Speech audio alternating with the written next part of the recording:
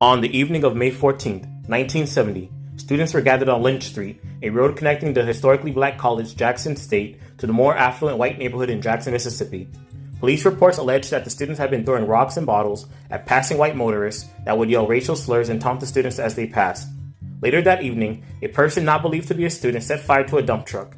Firemen arriving to respond to the blaze called police, claiming to need protection from the gathering students.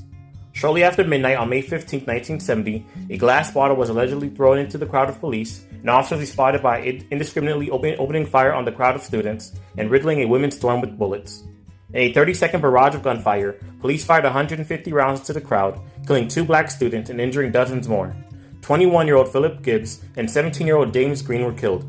Officers later claimed a sniper in the women's dorm had shot at them first. The President's Commission on Campus Unrest later called the shootings, quote, an unreasonable, unjustified overreaction, unquote, but ultimately no one was charged.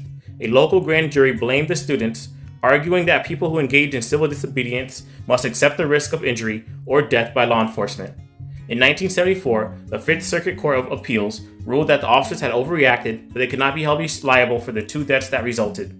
In 1982, the U.S. Supreme Court refused to hear the case.